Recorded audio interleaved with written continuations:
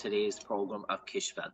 Our two guests this evening, I'm delighted to be joined today, to represent the Morant County and the Tribesman County. We are delighted to welcome up north. This guy has played over 13 years for Down, soldiering the cause from 2001 to 2014. Most notably at centre forward, a prominent scorer. He played in the 2010 All-Ireland football final for Down, most notably when they shocked a really fancied Kerry side to get all the way to the All-Ireland final before being pipped by Cork. He won an All-Star that year in 2010. The one and only Danny Hughes. Foul shot by Danny Hughes, and Danny Hughes puts this one over the bar. First point of the match for Down, and that will settle down this Down challenge. Our other guest there this evening, this guy is a two-time All-Ireland Football Championship winner, a three-time All-Star. He's also managed Sligo from the 2008 to 2013. He managed his native Galway from 2014 to 2019, where he won two All-Ireland Football Championships as a player. And he's also now currently, he was coaching last year, involved with John Cleary as coach of the Cork footballers, the one and only Kevin Walsh. On anyone in midfield, you know, he was a massive physical specimen. And so when he was on the Galway team, you just felt way more confident. Playing with him for such a big man. If I can start for you first, a prominent centre forward in your day, wearing the Down jersey, great playmaking skills, setting up the likes of Benny Coulter inside and Marty Clark, as we know. Was that all those sorts of skills and eye coordination and the playmaking skills that you had in the half-forward line? Could you bring that back to maybe your younger days playing basketball and being maybe that bit of a creative force? I suppose, well, I don't know how creative I was, but certainly I had a fantastic childhood growing up, and I was immersed in obviously basketball, Gaelic football, but soccer as well. And my father was very, very much pushing us towards sport. Obviously education, my mum and dad were both teachers, but certainly they would have pushed us towards, obviously, the two loves of our life, and two loves of their lives were sport and our education. I suppose my uncle Peter Trainer, he would have played in the 1977 All-Ireland final with Armagh, and something we had in common, we were both beat. It was heroic defeats, but we were both beat, they would say, and he played for Armagh. Mummy, that's my mummy's side. My dad's side, my uncle Tom, he would have played for Down, certainly at underage level and stuff before he emigrated to England. So there would have been a bit of history there, obviously, with the Gaelic football. But I suppose from my perspective, you know, I was in Abbey Primary School in Gerry, and there wasn't that many. We had a very, very small rural school here, but my father, because he taught in the grammar school above, we went to the Abbey Primary in town, in Gerry, or the local town, and they actually got the first basketball coach probably in the area at the time, and it's, believe it or not, is Jamal Hall's father, Sherman. Okay. So Jamal, he was playing with Armagh at the minute. But his father was the first basketball coach, and he obviously emigrated here from America, from the States, and he was our first coach at primary school. And as soon as he came in, and I'm not saying this, but it's the first time we ever were introduced or seen a black person. So he was like nearly a god coming in, you know, this very, very different man, American accent, basketball coach. And he really started from P1 with us in school. It happened to his first year in primary school along with ours. And that's where it grew and that's where it developed. And, you know, obviously that brought a lot of basketball into Gerry at the time, but it was actually Jamar Hall's father who first started the basketball in this area. And you see, obviously, Jamar went on, and he's now obviously representing Armagh with great distinction. But yeah, it was his father that really got us introduced from an early age, and the crossover between it and Gaelic football at that age, you just played everything. Anytime there was involved, you played everything. And I was lucky to have 3 other brothers, and we fought like cat and dog. Games. My father would have played in games with us. We had the basketball net out at the house. We had a big yard, and it was between Gaelic football, soccer, and basketball. It was serious stuff, you know. So there was no quarter after given, and it was a school of hard knocks. There was no crying. You just got on with it. And I have to say, but those skills that you learn, that competitive spirit, probably were certainly garnished in those early years, playing all 3 sports. But basketball was certainly one of the main ones in doing that. Yeah. Yeah, and Kevin, obviously a big man around the middle of the field for Galway in your day. Very good under the high ball, very good at fielding kick-outs. Were very good to get off the ground. Were some of those tips that you learned maybe from a young age, maybe playing basketball, being able to jump properly, being able to leap properly in the air in terms of your own fielding ability? Jim, I'm not so sure because I was born in a small farm, so I'd be jumping walls as well. So that might be part of the jumping area. But look at very, very similar to Danny. You know, country area, small area at home. I wasn't introduced to basketball actually until secondary school, and I suppose that was late. That was kind of late, but we were very, very lucky. I suppose in school we played with St. Paul's. They're a very, very small school, and you know, we ended up winning a few All Irelands underage and A division as well, which was brilliant. But none of us touched the ball till we were 12 years of age. And there was a lady called Mary Conlan. I think you may have come across her husband, a fella called Gerry Nihill in Clare, Jim. Yeah. So she came as a teacher when we started first year in school, and she just took over the mantle of basketball. We didn't know anything about it, but she turned out that she was a serious coach. And I suppose we're lucky that we had a core of players that happened to come through in the one time in a small area. And, you know, but she put massive effort into it. And as we started to have a bit of success, we just kept at it. And like she was really good at the small things. And, you know, we stayed after school, we'd done everything we could. And, you know, I suppose the stuff you learned from it was just, you look back on it now, was massive. I think we took it for granted as we were growing up. And, you know, even since that, all my own kids have played basketball. I made sure we played them. I've kept on coaching for the last 20 years as well. So I always keep my fingers in the pie there, winter time. And it's amazing what you learn. But I suppose, look, the spatial awareness, Danny spoke about it there. I suppose how to scan the area. You have less time on a basketball court. You know, you nearly know, you need to know what you're doing with the ball before it even comes to you, because otherwise you're going to be gobbled up and you're always under pressure. So certainly, if you look back on it, you'd say maybe that to your football career, maybe you were able to make space better and maybe quicker than maybe the ordinary footballers. But you know, even core strength, like people think basketball is a nice little game because you can't foul, but I mean, it's under the boards, it's a dog eat dog. I mean, you know, you have to learn how to hold your core strong, your body position, your footwork, you know, no missed tackles, understanding the different pressures, the coaxing pressures, that, you know, do you close out quickly? How do you stop? Do you overplay the mark? And do you hit a foul? Or, you know, big things you take into coaching would certainly have come back when you analyse basketball. So look at we did. I personally would have been very lucky to play it at a high level. I suppose being so tall as a young 13, 14-year-old, I ended up playing senior at 14 football. I ended up playing, you know, Irish basketball 15, 17 and 19 at the same year. So I suppose it did bring on a lot of injuries for me personally. I would think I'd done too much as a youngster.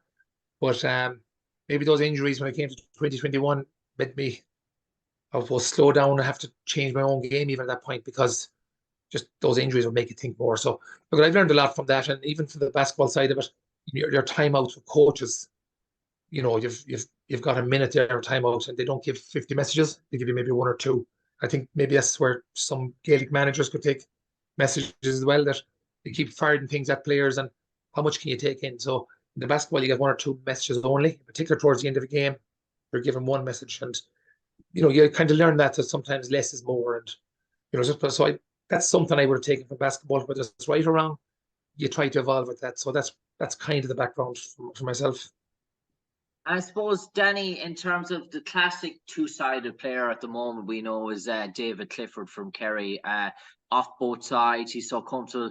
His technique of bouncing the ball off both sides, and you can see, and David's spoken about how much he played basketball growing up as a youngster in Kerry, but you can always see in terms of his vision, in terms of how comfortable he pings the ball with his hand from left to right, that the bounce of a ball is more dangerous. When David Clifford is bouncing the ball, it's more dangerous than David Clifford soloing the ball. So the bounce is a serious sort of a weapon that can be used, especially with guys who have played that crossover of basketball. They know how to use that bounce to devastating effect in Gaelic football. And the two-sided player is something that is very unique still in football. And I suppose basketball at a young age, it helps develop that. And obviously, you growing up, I suppose you were the classic example of centre forward of being two-sided. Well, obviously I'm predominantly right-footed, but there's something that I would have been much more aware of as the game developed tactically, to be quite honest with you. Like the game now is almost unrecognisable compared to even what it was when I finished up at county level, which was early in 2014. The level of tactical preparation and awareness that players would have had, and obviously you look at the new rules that are going to be trialled now at the fresher level in the higher colleges. These are trying to encourage turnovers and stuff like that. Obviously, a key statistic in basketball are the turnovers. And again, when we're talking about possession and we're talking about, as you said, the bounce, Alan Brogan, when I was playing, was one of the best architects of that. He would have, particularly on a dry day in Coke Park, when you're getting your 4 steps, there's a bit of license when you take a long bounce, if that makes sense. And you take a long bounce in your first solo to get away from your marker, who's obviously chasing you down. And Alan Brogan was brilliant at that. And actually, everybody obviously would point towards Clifford having a fantastic bounce dummy away, but Shane Walsh is equally as devastating, I would say. And I know he's a fellow Galway man with Kevin, but arguably he would have been, if Galway had won the All Ireland a couple of years ago, he certainly would have won Player of the Year for me on that particular day. It was two guys that obviously were hugely talented, and on an equivalent basis, if they were playing professional sport at soccer or basketball level, they would be certainly they would definitely be rivaling Lebron James and all those top players who are signing the wealthiest contracts in the world. So those two guys are the epitome of guys that can swing off both sides, that have really worked hard in their game. But again, obviously there's a natural talent there. They have a background in dedication and sport, and obviously basketball, and I'm sure they're brilliant soccer players and very stylish soccer players. But I would certainly say that the hard work that they do behind the scenes is something that you can't teach, but you can certainly encourage at younger levels. And it's the hard work. It's the 95% that's done away from the big lights, I would say, that makes those players special, whether by basketball or Gaelic football. But you usually point to the hardest working players are usually the best, and I've no doubt that the likes of Shane Walsh and Clifford are no different from a two-sided perspective. Yeah, and I suppose I'm going to come to you, Kevin, and I suppose before I'm going to ask you how maybe basketball has influenced your coaching sort of style, I just want to touch on another player. We see him grace Croke Park many a days, and the famous sort of stutter step. He would slow people down and he would explode again.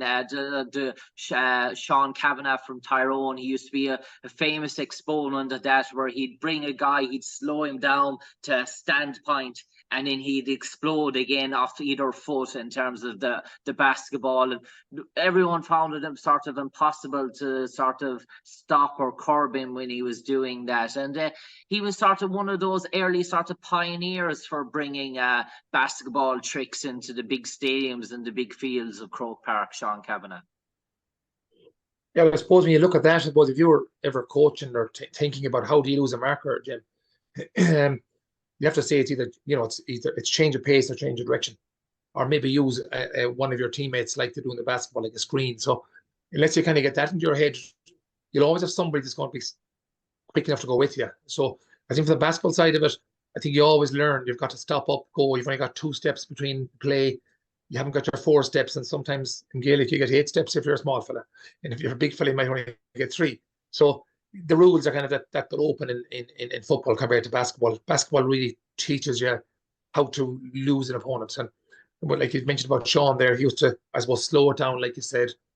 And again, the Gaelic player may not be cute enough to understand that he's actually going to do this. So to go in on top of him, and as you come in, he steps off and he's gone. So he's all quick. But, you know, I suppose I've mentioned the pressures early on. There's a closing pressure that needs to be on those opponents. And you've got to know where to stop and how to stop, and use the stutter step into Sean Cavanagh. But I think in Gaelic, a lot of us take the same length of a step.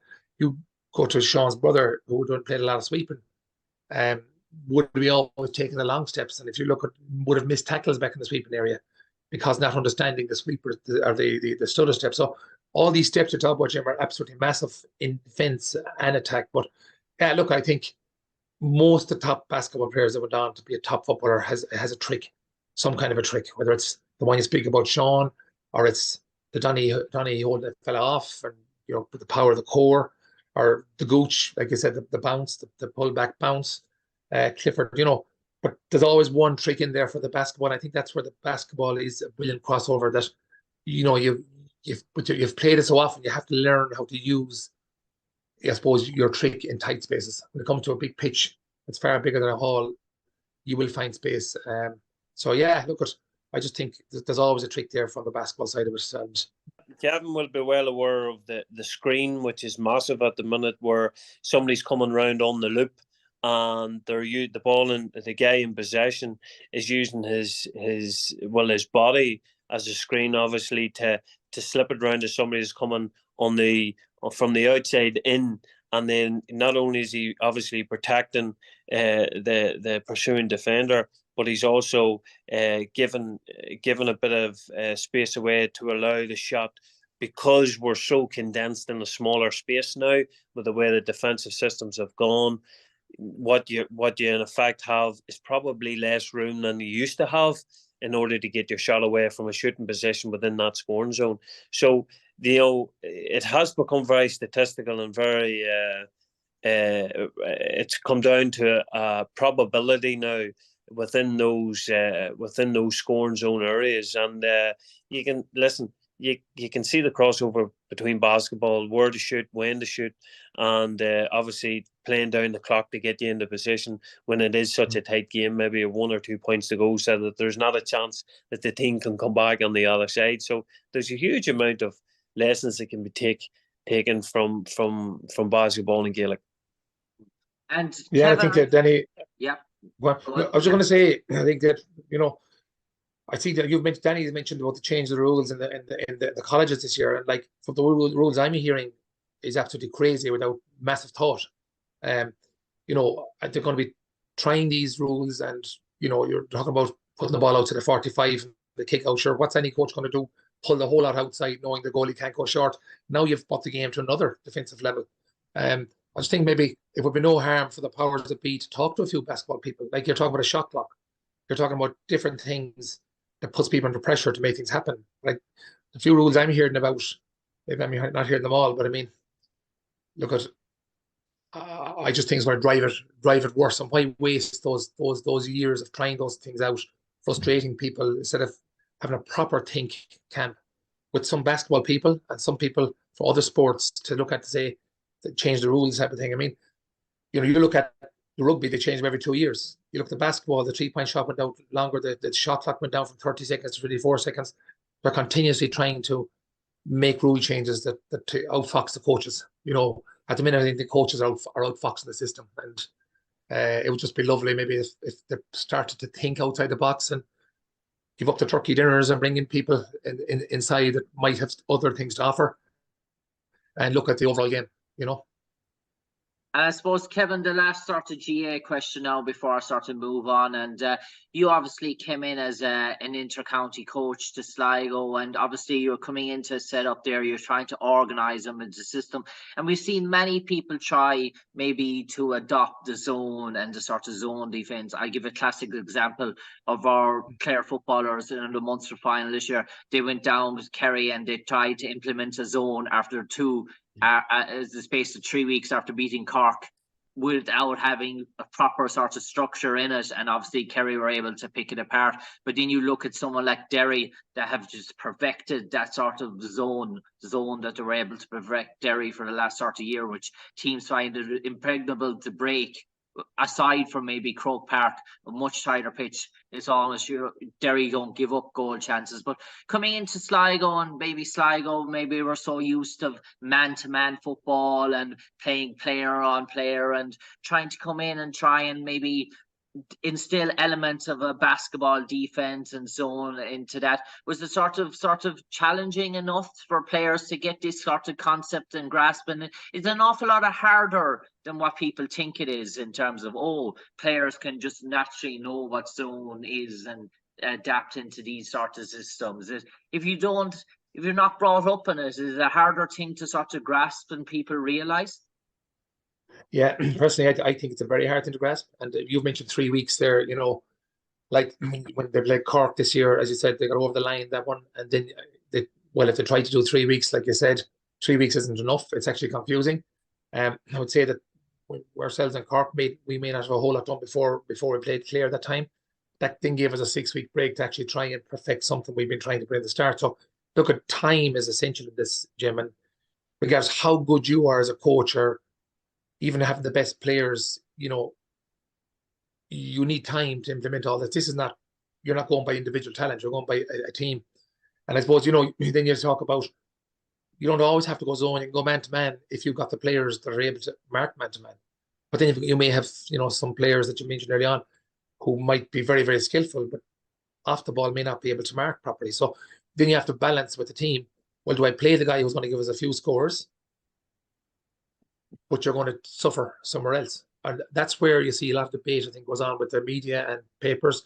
Why don't they play him? Because the highlights will show that there's no doubt there's massive skill in the player, but then there can be massive deficiencies as a team player within certain players. So that's why I wouldn't ever comment too much on what happens in someone's camp, because no one knows until you know your players, know what you've got. And but back to your original question, that takes years. Like, you look at Derry, Division 4, Division 3, it probably took 2 years before they came to the point they're at now. And obviously they had a bit of movement in their back home team this year. But I felt myself it wouldn't affect it too much, because I had 3.5 years of that done. It's now becoming second nature. So you go from the box of the start of learning, the 4 boxes of learning, and they're probably in box 4 at the minute. But that could take you 2 years to go from box 1 to box 4 in learning. So that takes a long, long time, Jim, to be honest. Okay. And Kevin, I think Kevin was very, he was 100% right in what he's saying about the time that it takes. 3 weeks and trying to change a philosophy of a team or how they're going to play is only going to confuse players. So what you need to do in every team is obviously know what you're working with. Some of the weaker teams will have to, and this is probably the easiest thing to coach, yet it's probably not getting people's very, very critical of a defensive type of football. But it is one of the more easier things to coach, rather than not having our naturally gifted forward line, for example, or an offensive team, as we're now calling them. So if you don't have that talent there, the better thing and the easier thing to do at the minute for many coaches is putting them into a defensive structure where they're very difficult to break down. And that's a bad word at the minute because of all the connotations. But if you're a really, really good counter-attacking team that Derry were, of course, they've expanded on that as they've got more confident, as they've got better players, as they've got more experience. And that experience is a massive thing. As they've got better in the stuff that they're doing off the ball, which Kevin wrote a book on, when Derry got better at that, they became a different animal. But that took a long time, and it took a process, and it took a lot of patience, because Division 4, they were in it for 1 or 2 years, and yes, they made big progression with good players, but it did take a lot of faith on both the coach and the players' behalf. And Rory Gallagher, when he did talk about how they came from Division 4 to Division Film or being a contender, he talked about that period during COVID when there was a lot of work that was done away from the football field. Because obviously they had to do it in the gym, in the strength and conditioning, in the defensive setup, in the organisation that was his management team. So, as Kevin rightly said, it's easy for us to comment on the sidelines, why such and such not playing, why such and such. But when you see day in, day out, the guys that are working hard and training and doing what you want them to do as a coach or within a philosophy, then it's usually the coaching and the manager will say, do you know what, that's why they were playing, or that's why the team's picked the way it is, I'm going to ask you, Kevin, in terms of basketball, you mentioned the 80s there in particular. Who was your favourite role model in the 80s, or maybe even the late 70s, in terms of a basketball player stateside that maybe had a profound effect on you, and that you sort of closely followed his career whenever you could hear anything about him or see anything about him, or even maybe when you started playing basketball, as you said, in high school or secondary school, that you maybe started, as you got older, you started to learn a bit more about him? Yeah, I suppose, Jim, first of all, I'm a 60s child, and in the late 70s, I was only 10 and I hadn't even seen a basketball. So the late 70s, I didn't know anything about it. So I suppose it was mid 80s, I suppose, Jim, before 83, 84. But I mean, I suppose at that time, genuinely, you didn't have the access like we have now, or even, there's no access whatsoever. You were doing very well to hear. And I suppose the one team that I would try to follow that time was the Boston Celtics. And main two reasons was, number one, the Celtics had the green shirt and the Irish Boston was there. And number two, I suppose, just a guy that used to come home to a neighbour of mine who was back from America, an elderly man who was always talked about Celtic when he came home. He used to go to matches and stuff. That's what kind of drove me that way. So like Larry Bird, McHale, them were the lads where we'd be hearing about it at the time. I suppose later on you had Magic Johnson coming in. But I suppose we didn't have the access like we have now. So it was more later on, I suppose, I was getting more, open to it, I suppose. And it was almost the 90s when, you start to see some coverage like the Chicago Bulls started to fly, and Michael Jordan, Pippen, all those boys were flying at the time. And, even the COVID issue, the Last Dance was brilliant to even just look back and actually watch in the dressing rooms type of stuff and go back to names we're hearing about more than seeing. Like now you can see everybody. Back in my day, it was all about hearing more than anything else. You couldn't see any programs of it. You would get bits and pieces of it. But that was kind of my experience of the NBA at the time without actually knowing a whole pile about it. I thought I knew a lot about it. I didn't when you look at what's out there now. But you'd always be calling these names and you're training with each other and thinking you were one of those guys yourselves. Maybe when we started playing, there was talk of scholarships to America at the time because we were playing at a high level. I was a homebird myself. I've never gone anywhere, but that was kind of my upbringing. Fair different to Danny. Danny was still playing in 2014 there, so I was 20 years before Danny, so I'm afraid I might know as much as Danny about it. Dare I say, Danny? Made that foul deliberately. Here's a great steal by Larry Bird. Off he goes. And watch the second best passer on the team, McHale, give it right back to Bird for the cram. The 90s, you're like myself, so you would have probably Jordan, but I'd say more are you more of a Kobe man? Are you more Kobe Bryant or no, Jordan, definitely 82, so would have been 90s. Jordan was the man, and obviously everything that came with Jordan, obviously the Nike deal, they put him front and center of sports shops and getting a pair of Air Jordans, obviously with the NBA were taking in stuff like the best scoring stuff. You had the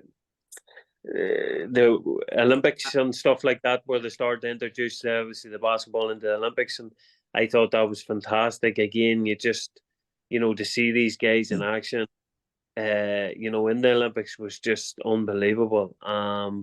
And for me, But obviously with Sherman there as well, with Sherman Hall locally, and he would have talked about all the basketball matches and stuff that he went on. Funny, when we went to New York on our team holiday in 2010, a good friend of mine in New York got me tickets for next game in the Garden, Madison Square Gardens, and obviously we had a skinful the night before. Actually, Paddy Talley was going to go with me, but one of the other guys, Paddy went home early, but one of the other guys, Conor Garvey, stood in, and he was that hungover from the night before. He only lasted the half time, and there I had a Spurs seat with me for the rest of the second half. But he was a waste. Conor was a waste of a ticket, but no, it was fantastic. Even to go to Madison Square Gardens and all the pump around it, it was absolutely phenomenal. And they make a real event out of it, but to see the level of tactics, the interaction, people coming on and off again. Yeah, I think in their game, even watching a couple of brilliant programs come on the Sky lately, docu-series is around the LA Lakers winning time and stuff like that. Absolutely fantastic shows. But The Last Dance obviously just took it all back. Scottie Pippen, Jordan, and that team that they had there was absolutely phenomenal, and what they done as well, and how they done it was just out of this world. So I have to say now the Chicago Bulls were the team as far as I was concerned. I suppose, Danny, you mentioned there the Gets chased into the corner, comes right back. Through the foul! Wow! Oh, powerhouse, JD.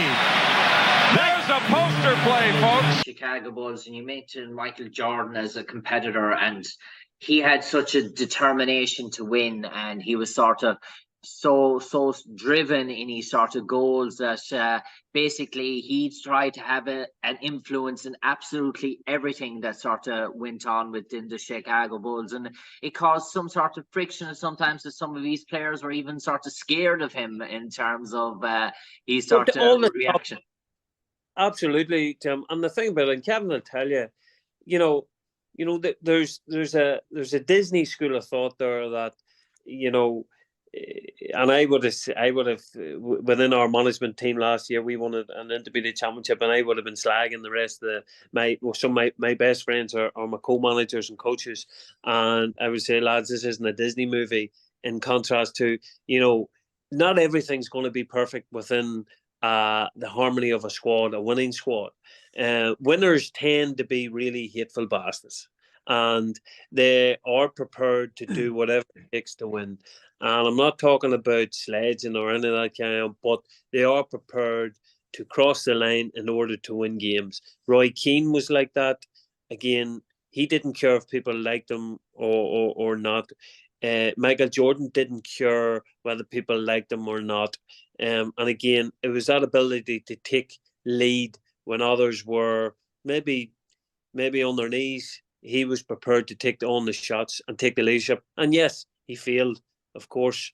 That famous quote, I've missed 299 shots, and then the one that I did get won them a championship. So, again, within high-performance squads and within high-performance teams, I find that when true winners and true leaders are prepared to do whatever it takes to win, I think that sets them apart, and they're usually the greatest players on the back of that. And Jordan was certainly. Yeah. Kevin. Yes. Don't. Oh, God, let's go, babe. Now Jordan posting up. Goes for the fadeaway. Through the foul. Jordan eluding Robinson. Yes. But obviously, the young guy, I wasn't aware of that at the time. I wasn't aware of his attitude at the time. All I was aware of was the brilliance and the ability he saw on the court. But you have to say, you have much more respect of him knowing the background to that, and his preparation obviously was fantastic. He probably, he did live life on the edge in all respects, but he did back it up. I suppose, Kevin, just want to come in on that point. Obviously, we all know that famous Galway team that you were a part of, that Grayscroke Park with Michael Donnan, with Porrick Joyce, Derek Savage, the pair at wing back, Declan Meehan, and yourself as well, Kevin. I'm just sort of wondering, could you see sort of what me and Danny mentioned there about that Chicago Bull, that dressing room, that sort of tension and between sort of superstars? It was even in that Galway dressing room in '99 when you sort of won, when you were in your pomp. Was there some of the stars had some in that Galway team, or the sort of similar sort type of characters? Had you some similar? To be honest, from looking at the Last Dance with Michael Jordan stuff, I don't think there's anybody the same as Michael Jordan in that way, because I think there's still there's a balance, I suppose, to be found in the GAA side of it, where it's all a voluntary sport. And I think if you've got somebody like that, maybe that's driving everything without maybe fun, sometimes you can just throw people off. But look at this again, is 25 years ago since I was in those dressing rooms, but there was that hatred to losing, more hatred to losing than actually loving winning. And I think that's an awful big driver. And I think that I suppose our dressing room did hold. Once we came into the dressing room, or called the lines in, everybody just tuned in and toned in, and that was, there was no messing. There was certain individuals who that's the way they were. They had a bit of fun. That's how they warmed up. I think that's important too, that we don't try to turn people into a Michael Jordan type of serious type of person, because you do need your characters as well as that. So, but look, there's always, I suppose, from a point of view of, if I'm answering the question, that there would be characters in that team that wouldn't take messing the day it was needed. And obviously for the preparation, that again, once you're training. So, but there wouldn't be an individual that you could say would be a Michael Jordan and the rest of the team. That wasn't the way it was. There was hope. I'm looking back, we were hoping there was a good few leaders in that dressing room rather than just one. But I couldn't say there's somebody as intense as that. But then again, we're only watching The Last Dance. I'm sure there's other parts of that. I didn't see 6 years live of him. I saw bits of it. But look, he was obviously a phenomenal player, and got loads of attention afterwards. And I suppose that Last Dance was always going to be running after him rather than anybody else. I mean, we didn't see Dennis Rodman too much. We didn't see, the other lads as much as that. So, but yeah, look, you're going to need those type of characters with a will to win to get over the line as a team.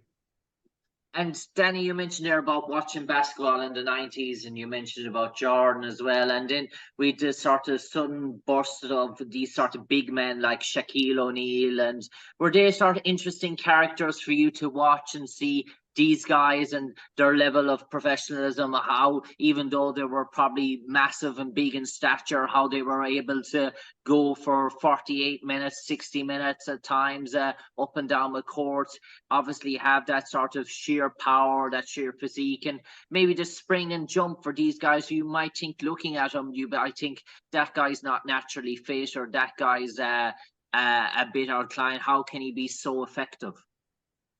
Yeah, and I suppose it's like every era, it's reflective of the time that's there. And O'Neal coming in, Shaquille O'Neal coming in, Kobe Bryant, all those other guys that are coming in. Obviously, the standard lifts another wee bit.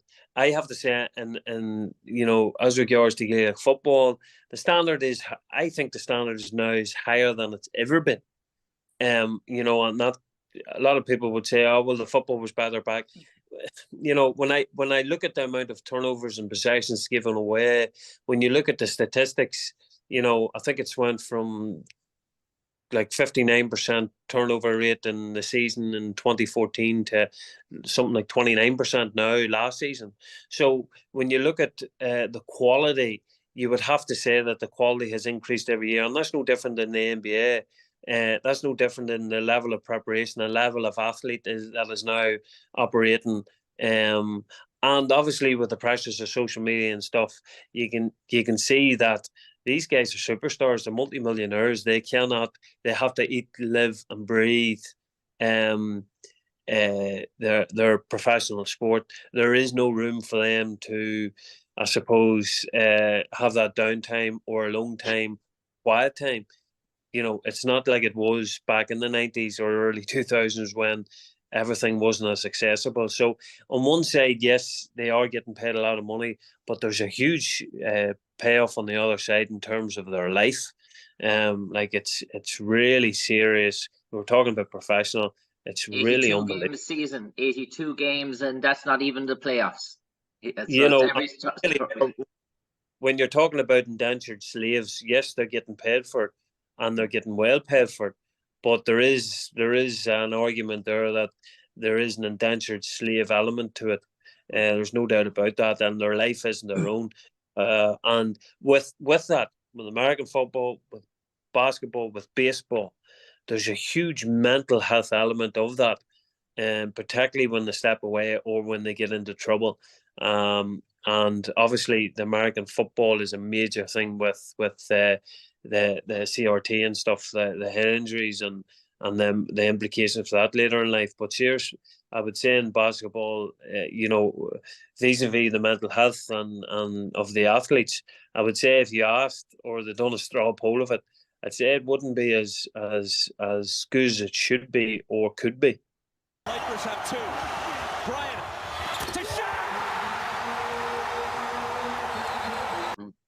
Okay, guys, we're going to bring you on now to the final sort of part of the show. And we're just going to wrap up with sort of some current topics about the NBA as we just head into the season. So just 3 questions each, and just basically just a sort of light sort of chit chat. And probably start with you, Kevin. And I suppose LeBron James, he's no spring chicken now. He's probably the poster boy of the NBA, 38 years old now. And people are saying that this is maybe his last hurrah, maybe 1 or 2 seasons left at this level. But he's going for a championship. And I suppose, you know yourself, that's hard to do when you're an elite player, when you don't have the pieces around you. And LeBron is a special, special talent. But he's probably one of the 2 guys that are with him, Anthony Davis, sort of the big massive center that he pinned so much on in terms of rebounding and winning offensive rebounds, and his injury problems are starting catching up. And do you think maybe the chance of LeBron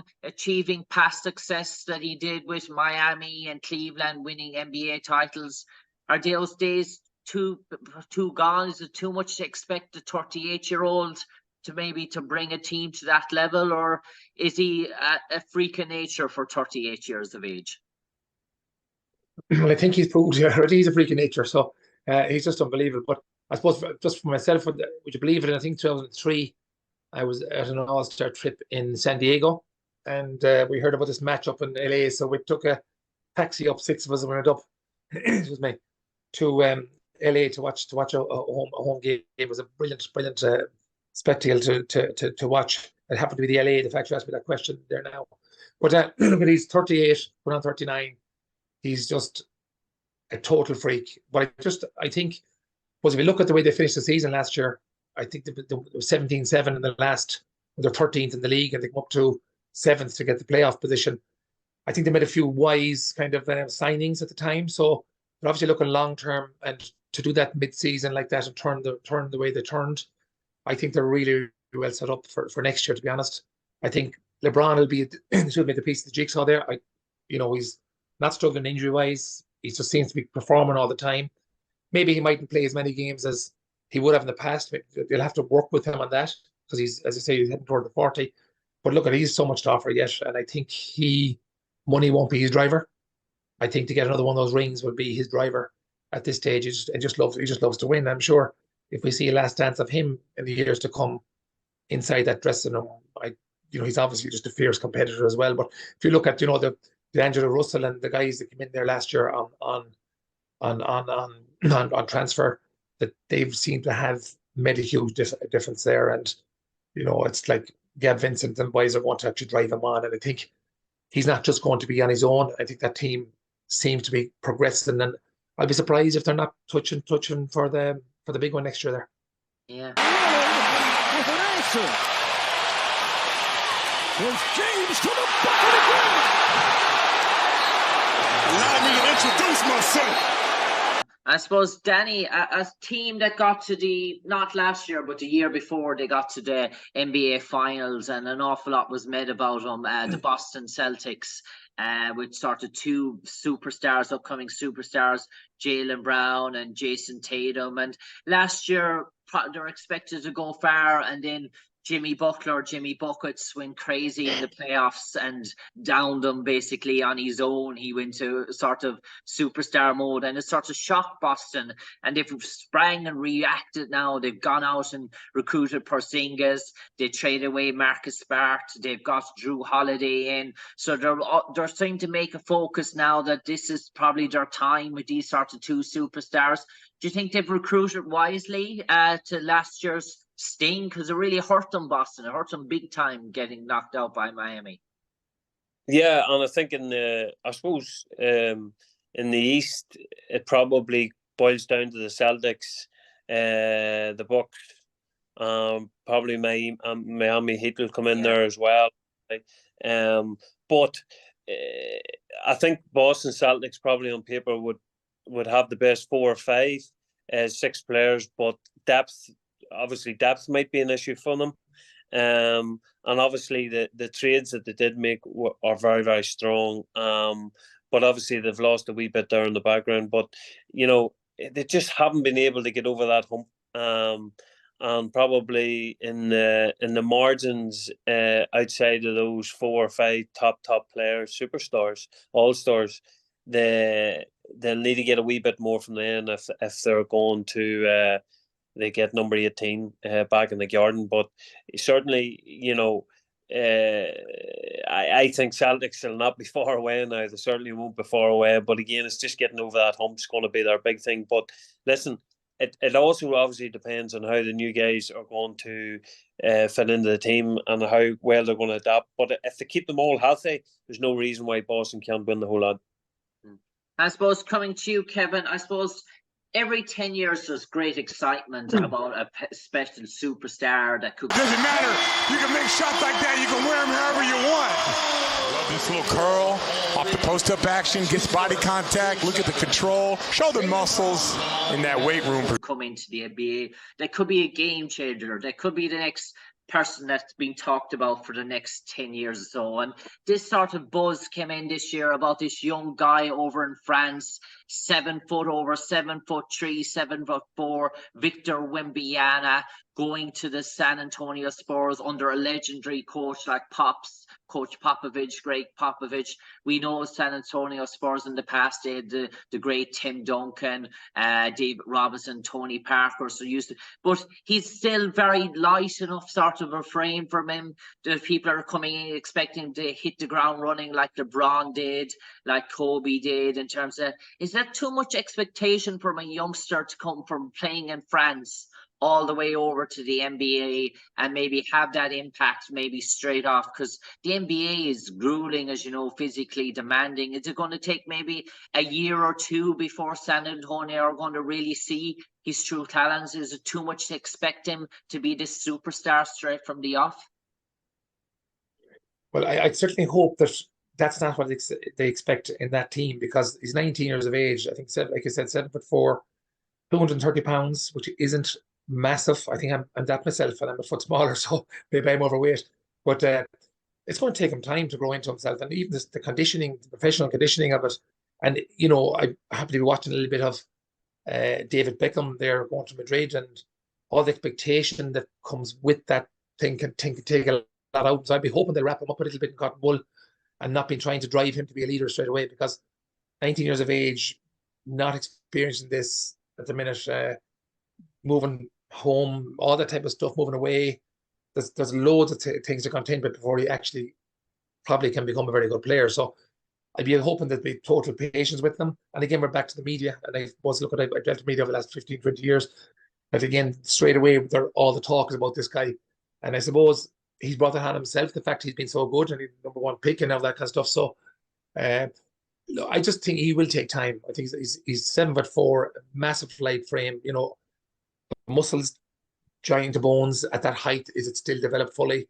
I would think not. But look, he could prove it all wrong. But I think he can drain those shots as well for a big guy with left and right out to the 3-pointer. So he may not be, he can do his work from outside, which is a bit of a help until he starts to develop himself. But look, it's awfully exciting to see the likes of these guys coming through, and it's lovely to have one to watch like that. I hope he'll be a superstar in the first year, but I'd be inclined to think that he needs a bit of time. rocketing down the lane, handing to Wayne. Jack hammers it in. And Danny, speaking about, you mentioned about mental health in sport, and you mentioned that it's very prominent now. The next question I'm going to have for you, and maybe people coming from, say, poorer backgrounds in places in the United States, and maybe sort of lesser upbringings, they have special gifts, they get these scholarships, they're thrown into the NBA, a whole load of money is thrown at them, and we all think that they live the perfect life, and outside we hear about them on the court, and we rarely hear maybe what happens outside until it becomes mainstay news. And I suppose that happened last year with one of the real superstars, the talents of the NBA, Ja Morant, and he had an awful lot of problems off the court with gun issues, and being seen having guns in nightclubs and shooting around this sort of fancy sort of weaponry and sort of stuff, and it made sort of national headlines, and Memphis had to do a bit of reprogramming, re-educationing of what was and what was not acceptable in terms of representing an organization and sort of stuff, and it really sort of curbed his development. Now Memphis have added Marcus Smart from Boston, a really good player to go with Jaren Jackson, but Ja is that special talent for Memphis. He's what makes him tick, but people don't know where mentally he's at the moment. So you mentioned about mental health there and superstars, and maybe money is not all the answers. Is Ja Morant a classic example of that? And is it a case maybe that if intervention is not needed now, his gifts could be lost, like what happened with Allen Iverson? We know the great Allen Iverson, same sort of scenarios. Yeah, well, there's a nature-nurture argument here for Morant, and obviously, you know, when you look at the gun culture that's there within America, you know, I have cousins, American cousins, and they would tell you firsthand they own 2 or 3 handguns. You know, it's not such a major thing to have them or hold them. I'd say most football superstars, basketball, baseball stars have and own guns. Some obviously more than others. The line of work, the threat that they're under from criminals, possibly is another reason why they could be carrying multiple firearms. But again, it's one of those things that Morant he's got a significant suspension still to serve. And with Boston Celtics letting Smart go on the trade to Memphis, then you would have to say that insurance, that bit of insurance, will give them a wee bit of comfort, particularly given Smart as a player. I suppose, you know, when you're talking about Morant and being one of the superstars, the Grizzlies in lockdown being with a 5-year extension of $207 million, like that's serious money. That makes him one of the richest sports stars in America. So again, you're sending out the message when you throw money at these young guys, that which is still huge money for a 25-year-old that locks him down until he's 30. But when you're sending out the message, it's a good message to be sending out that you're rewarding your young players at 25 years. You want them to be the front and centre of the team. But the other message is, you know, be careful what you wish for. When you're throwing that money, that comes with it a huge amount of challenges. So you would hope that within the changing room there'd be a wee bit of TLC, and they'll be able to take Moran around and put the arms around them and try and educate them in how to deal with the fame, with the money, with everything else, and go from there. Because it's certainly, you know, he's not a lost cause. It certainly is never a lost cause. And it's one of the things actually in Joe Brawley's podcast he does with Dion Fanning. He talked about one incident with a teammate. And they were talking about Pat Gilroy was actually talking about, should they let this toxic personality maybe get dropped off the team? And the manager at that time said no.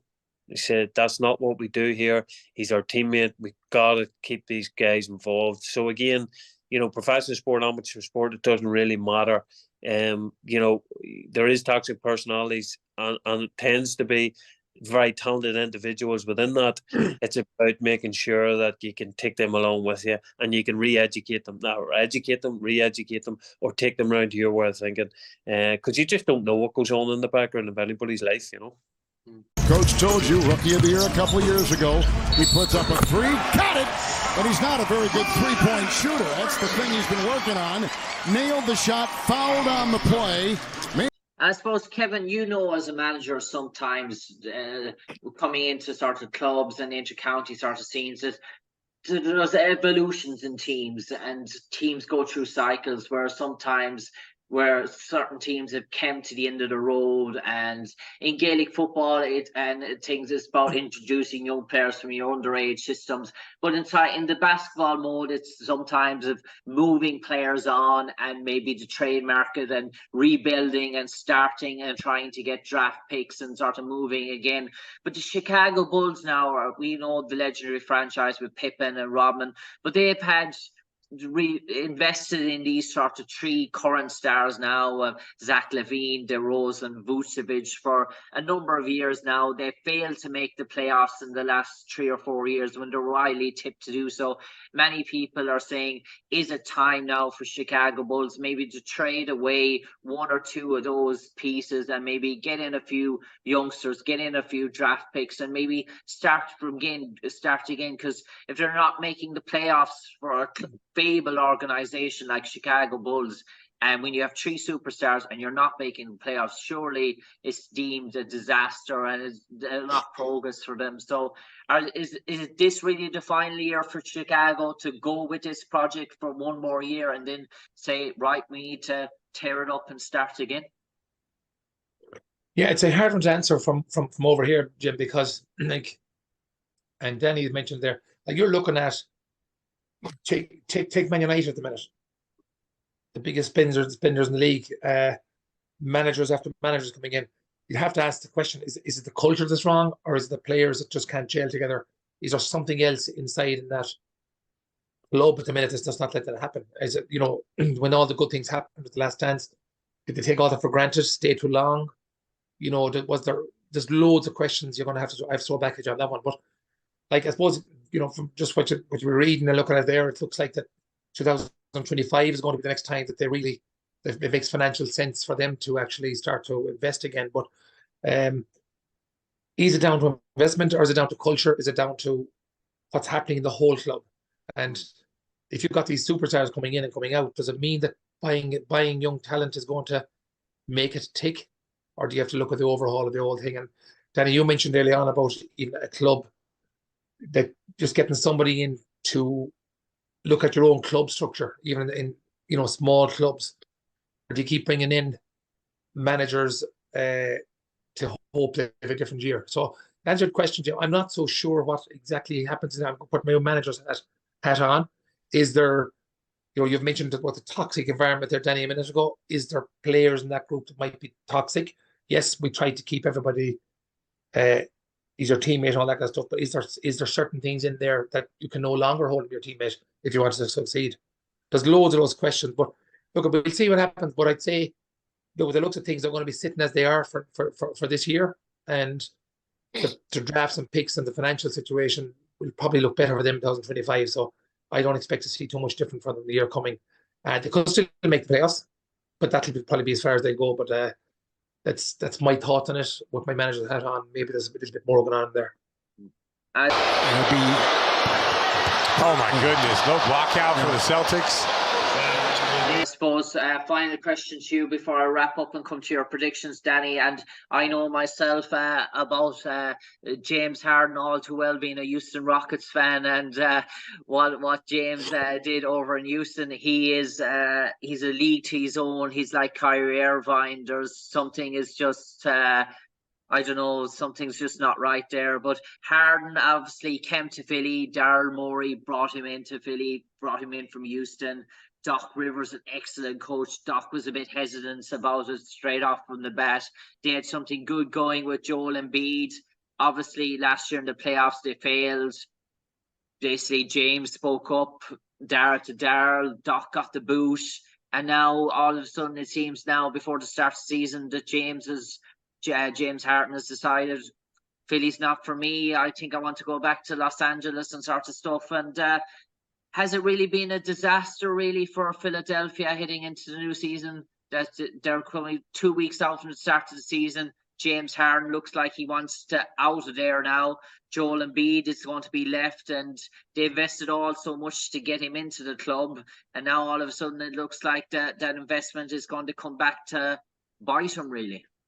Yeah, and obviously losing, it's the timing of losing a good coach, popular coach, on the back of one or two players is always going to be a difficult one. But with James Harden, and he from what I know, he forced his way to Philly less than 2 years ago, and now wanting out. And I suppose from Philadelphia's perspective, when they invested so much in him, it's going to be very, very difficult to get that back. So, from a team that maybe you were thinking, are they title contender? A lot's resting on how this one issue is going to be sorted out. But as Kevin and yourself rightly said about toxic, if players want out and that is where their head is, my inclination is to get rid. You can't have a player there that wants out that isn't prepared to effectively go to war in every single match over the course. And given the amount of matches that they have to play, you can't have somebody that's sulking or isn't prepared to put their shoulder to the wheel. And that, well, it's like a cancer in the changing room. But I suppose the Maxey is probably one of the main players that you have to watch, and a lot's going to rest on him. And if Harden is unavailable, he'll need to get a lot more of the ball and get it to the MVP, the current MVP. So that's gonna be interesting to see how that plays out. But certainly, if Harden is dead against getting down and dirty and getting stuck in for the new season, they would be better getting rid. Love it as he catches you off guard with his quickness, turns it over quickly. Each defender gets a point. There's Tyrese, left-handed over Dumbuya. I suppose I'm going to come to your predictions now. And I suppose, Danny, we're going to start off with the Western Conference. You have the reigning NBA champs, Denver Nuggets. Many people will see it as a three-horse race, maybe Denver, Phoenix Suns, and the Lakers as the possible three candidates in the Western Conference. Is that how you see it? If Denver are going to be taken down, is it going to be Phoenix or the Lakers that are going to take them down, or is there anyone else that springs to your mind? I think it'd be very difficult for them to do two in a row. Like they would, obviously that would be a fantastic achievement for Denver to go again. But I think the Suns possibly, they're matching anybody offensively, so the Suns could take them down, obviously in the West, and then you have the Celtics and the Bucks in the East. So probably I would say Boston, Bucks, Suns, and Denver. I don't think the Lakers will be there. Grizzlies, maybe. It depends how Morant, how Smart gets on when Morant is away. So, but I would say those are the four main ones now, to be honest. And I suppose, Kevin, just coming to you, I suppose the reigning champs, Denver, I suppose defensively they were a machine last year. And I suppose when you have Nikola Jokic there, the big Serbian that can do absolutely everything with the basketball, it's hard probably to look past them. But I suppose Golden State, Steph Curry, a great shooter of the ball. He might have something to say. But Phoenix, as we said, Lakers, Denver's still the team to beat in the West. First of all, the current NBA champions. You'd have to say, as you said, Jokic, and it's great to see all those European players have big seasons. But the Warriors, I love the Warriors. I used to love what they've done a few years ago, and Curry seems to have improved even more himself. Maybe his supporting cast isn't as good as it was, but you've asked the question early on. I think that the Lakers will have a massive improvement this year. I think that whether they'll be good enough to go to that level, I'm not so sure. But the Nuggets obviously will be there again, fresh.